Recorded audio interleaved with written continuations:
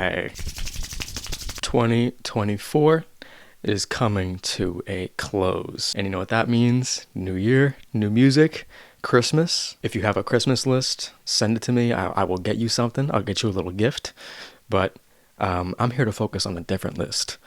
A musical list. I spent another year listening to music, reviewing music, and I probably listened to over 100 albums. Out of all the albums I listened to, alright, it's no surprise that I got some favorite songs off of them. Okay, so we're going over them in this video. Alright, I did the same thing last year. Alright, this is my second year on YouTube in general. I think going into last year's video, I had like a little less than 10,000, and now I have like 25. So, I mean, we're growing. We're growing. If you've been here from the beginning, or if you've been here for however long, thank you for the support. I appreciate you. So this list, we're gonna have a few honorable mentions in the beginning, and then I'm gonna go into it. All right, one song per artist, and I'm trying to be as subjective as possible without disrespecting a lot of the shit that I listen to. So like maybe like 20% objective here. If you want the link to a playlist, this year's playlist and last year's playlist of the top 25 songs, this is my Spotify profile for more shit in general, because I got a little surprise video coming up within the next few days, next week or something. I got something planned. I got something different that I might do.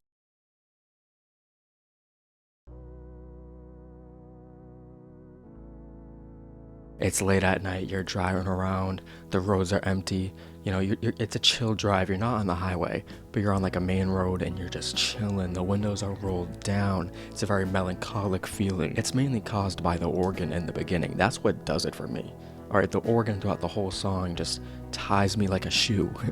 I love the tone of her voice and how careless she is. You know, she's all like, there's a blue light. Yeah, of course, that guitar solo hits every time, the drums as well.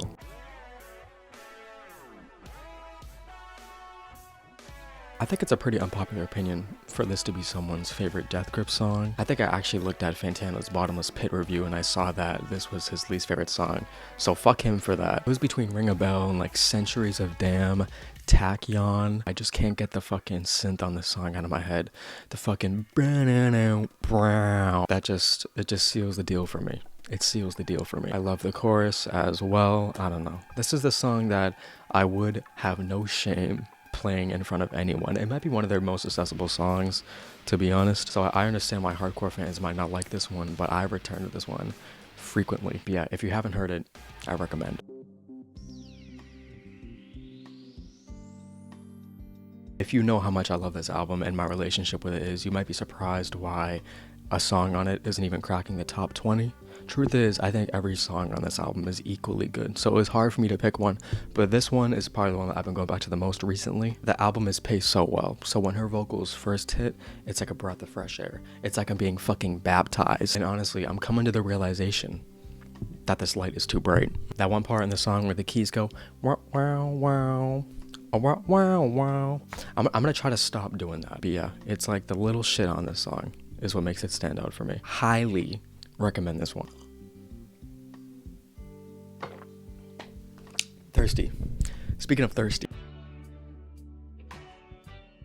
If someone walked up to me in the middle of the street and asked me to name a song that goes from 0 to 100 within a long period of time in such a perfect way, it's this song. This song is so good that the tape recorder said, I can't do this anymore. This song is so good that it almost ruined D'Angelo's career. The guitar solo, the vocals, probably the most sensual song I've ever heard. The more and more I go back to it, the more I realize like the Prince influence is low-key there. And we'll get to Prince later on in the list, believe me. But it's like the short moments where there's just like a brief pause makes the next moment so much heavier, which is why I think the song is fucking brilliant. Should I put it higher? I don't know.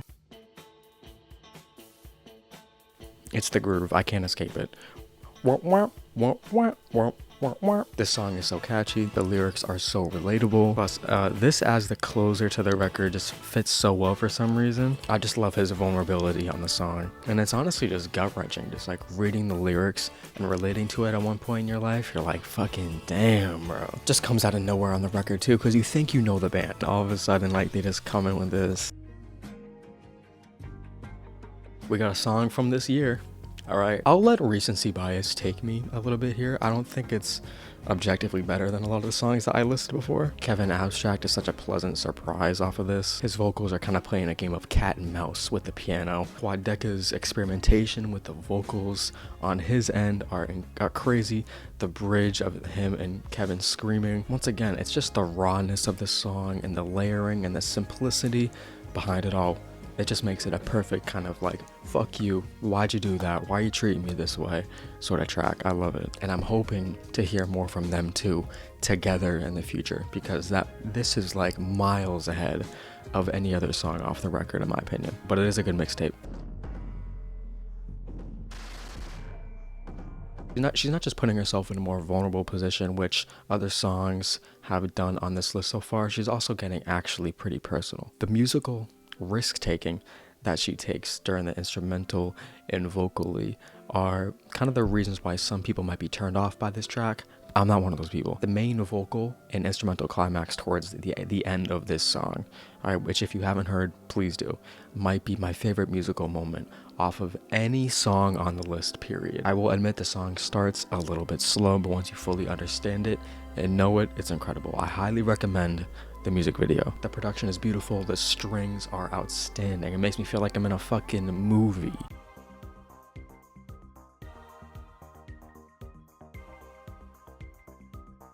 Incredibly influential production, of course. The guitar between the verse and the chorus being my favorite part of that. The main reason why I love this song though is because of his vocals. The layering just makes the song sound so haunting and beautiful at the same time. And I love the meaning of the song too. The simplicity in its lyrics of words not even meaning shit. Just enjoy the moment, melt into the moment, enjoy the silence. But yeah, don't ever mix me and alcohol in this song together. It's not going to be a good outcome. What a fucking outro. Rest in peace to Jason. This song is fucking poetry. Like, move aside Shakespeare, the way he meditates on just life and death and everything on this song makes it really stand out to me. And I'm not even a fan of the whole folk and alternative country scene like that, but this song just turns my fucking gears. As someone whose main genre to chill out and kind of vibe out to is like something electronic, this song makes me want to just buy a farm, all right, move out to somewhere isolated, go about my daily business, all right, tending to the animals and the crops, and then when it's all said and done, I go out on my deck, all right, and I have a beer with me and a chair, and that's it.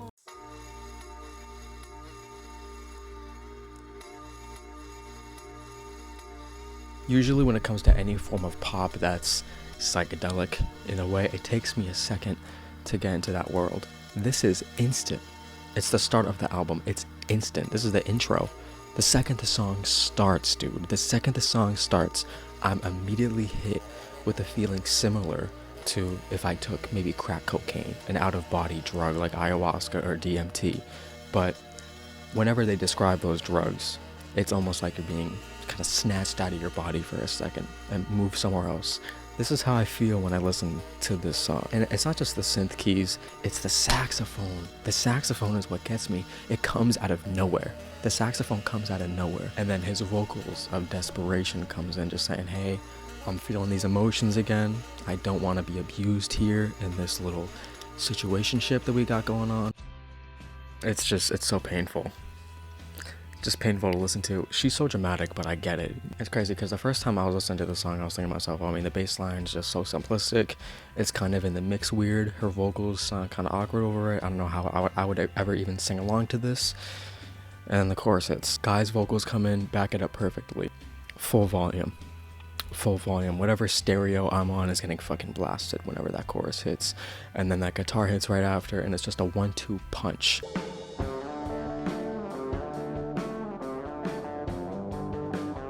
I was picking a Led Zeppelin song for a minute. I listened to 1, 2, 3, 4 and this record so far. I haven't got to Physical Graffiti yet, but I gotta say, alright, from the first 5, this one gets me. The haunting atmosphere with the phaser on his vocals, being very paranoid, sounding very paranoid. The guitar coming in, being insanely badass. The distortion is perfect. I've been searching years for that fucking sound. I didn't even know it. And it's crazy. I really feel like I'm SpongeBob in that one episode where he's like trying to write that paper, right? And the house is just attacking him. His thoughts are just attacking him. He's just in battle that whole time. That's how I feel listening to this song. I'm typically a bigger fan of when Led Zeppelin does something more experimental rather than something just kind of classical hard rock from the 70s. I prefer this sound.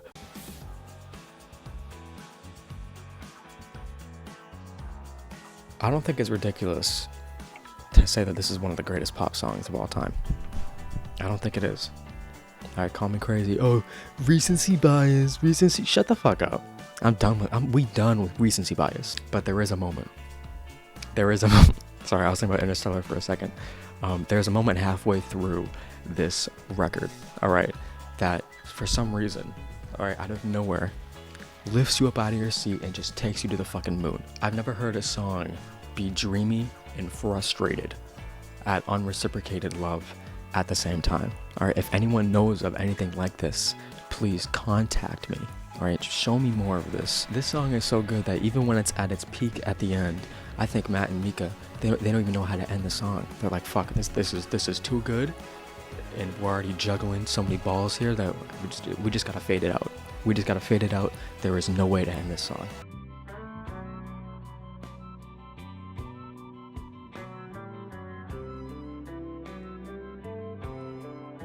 This one makes me want to fucking die. You know what I'm saying? Not in a depressing way though. This is ambient pop at its peak. The guitar, the solo, his vocals. Let me emphasize. I really cannot put into words how fucking crazy this solo is. You really gotta hear it for yourself.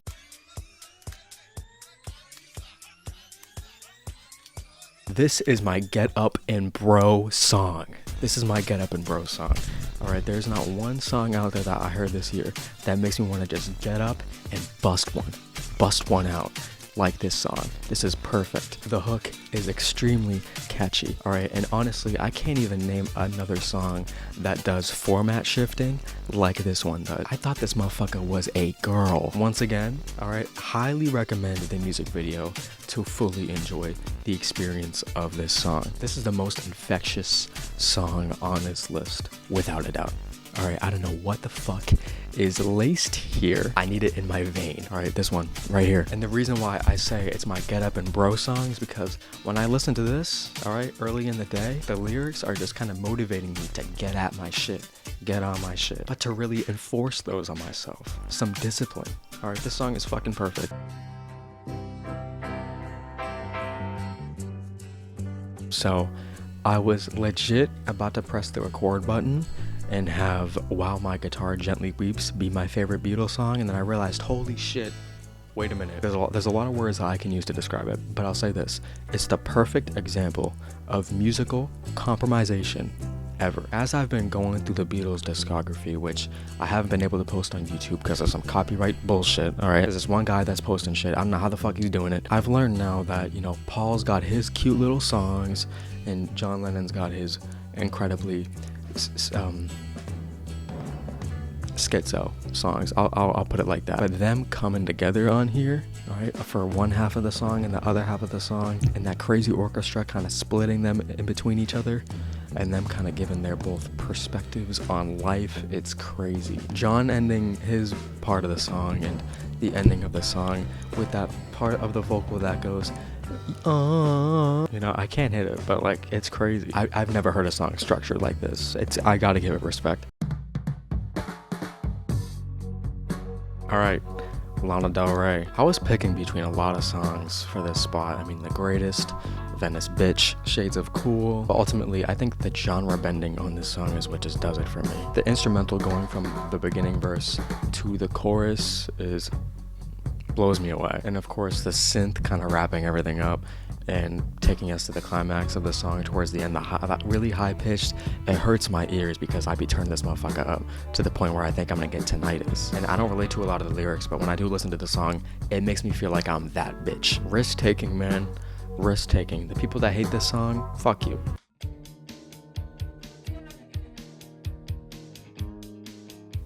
Thank you, Billy. This song is a fucking dream. This song is just a dream. I can't believe I never, in my, at the time, 20 years of existence, never listened to this song. With a lot of popular songs that I review on the channel, most of the time I always hear like a little snippet and I'm like, oh, okay, I've heard that here at some point, but I never listened to the song in full.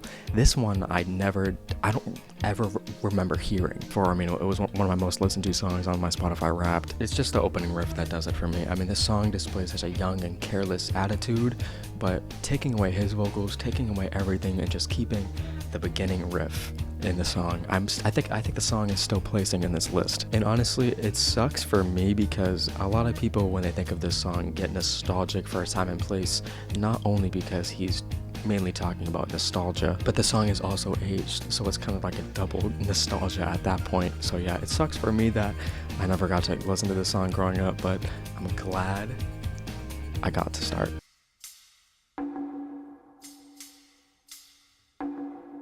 At the time for me, I used to really be under the impression that a lot of the songs that came out in the 60s were very lovey-dovey, love is perfect, love is great, everything is okay, and I knew wouldn't it be nice for years. That song was kind of that way, but I didn't really know that that song was just kind of being masked by the dream and the reality behind love, which was this record. The record talks about that in a lot of different ways, but I think the best example of the reality behind heartbreak and someone changing right in front of you is this song right here. Final kind of full circle moment that we get in the beginning of the album, being introduced to this, ending right here. You know, everything is led up to this point right here, and the point is disappointment.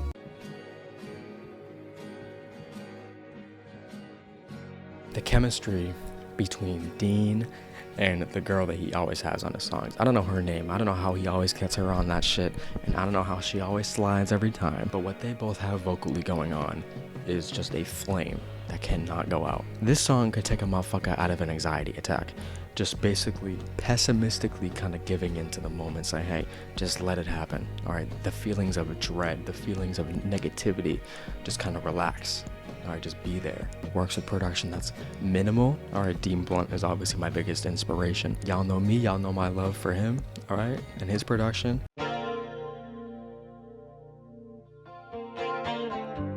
This song really had me on my ass for weeks. It really took me out of it really changed my perspective on music as a whole and as to what's possible. My only interaction with this song before I got to listen to it in whole was its Super Bowl performance, and I was super young at the time, so I barely even remember it. So I was going into this song with high expectations because the album was named after the song. There's a whole movie named after the fucking song. The song seemed to be people's lifestyle, and I understand why. It exceeded all expectations. I was just blown away. I've never been that blown away by a song before. This song for me personally will never be the kind of song that I want to have on repeat and listen to every day. It's like I want to cherish this. You never really want like a good steak all the time because you're gonna get tired of steak. This is how I see that song. This is where the objective and subjective tastes of this list kind of splits for me. I'm very much willing right here, right now, to call Purple Rain the greatest song of all time. All right, I would not disagree with anyone if they told me that.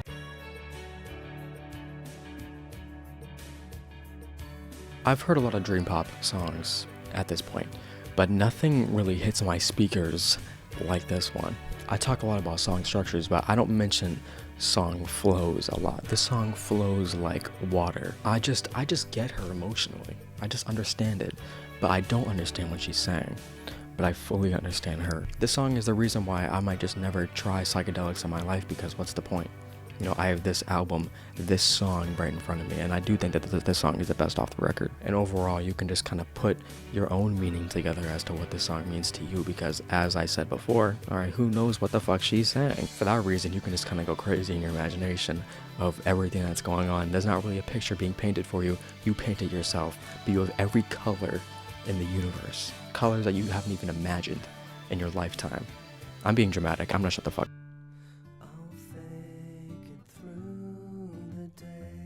I don't have a reaction to this on YouTube, but I recently had watched Good Will Hunting before I covered this record. Hearing this song with the soundtrack for the first time, wow. If you thought I love this song now, All right, if you happen to find me at 30, 35 years old, single, alone, day drinking, then you're really gonna find me listening to this song. And I can't relate to a lot of Elliott Smith songs, even though a lot of it is the human condition, and specific people have different struggles that he kind of talks about, which I love his music and his songwriting for, but this one is something that's universal.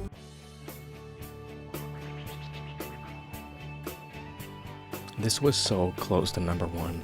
This was so close, and it could be. The second the song starts, boom, instant dopamine. All right, the dopamine hit is nuts.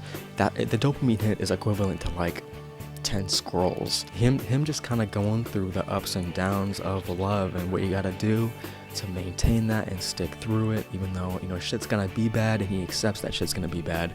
They're gonna be good. There's multiple musicians on this song that I love, such as Robert Fripp, Brian Eno, David himself. Alright, you got the holy trinity on this motherfucker, and they don't disappoint. But yeah, shout out to Tis a Pity She Was a Whore. I almost picked that one too.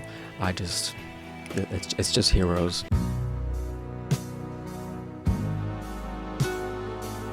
Picking a favorite off of this was fucking difficult, but ultimately, I knew. This is my song. Alright, this is my song. It's underrated off of the record. I cannot believe that this only has 6 million plays compared to the tens and hundreds of millions of plays that the other songs have. This is truly my song. This is my song. This is who I am. When you hear this song, think about me. Think about me. This is my song. This could be your song too. Let me read you some of Stevie's beautiful fucking lyrics off of these, because really, it's his lyrics. You know, a lot of people like different songs off the record because of the soul elements and, you know, the instrumental qualities and the melodies. I get it. But for him, for me, personally, this song, lyric-wise, hits me like a bus. I've always felt that tomorrow is for those who are much too afraid to go past yesterday and start living for today. Think about that. The amount of gratitude that this song just radiates and expels is nuts. You know, I can't relate to Isn't She Lovely? You know, which is fine, and I hope I don't relate to that song anytime soon. But this song, for me personally, the lyrics off of here, asking for permission to lay something heavy on someone's head, saying, hey, I can't take it anymore. Alright, you need to know what you did for me. I gotta tell you. And Jesus Christ. Feel free to like and subscribe. If you want to talk about any other songs or anything else, let me know. Alright, I'm gonna do more of these reactions and reviews in the future. And thank you guys.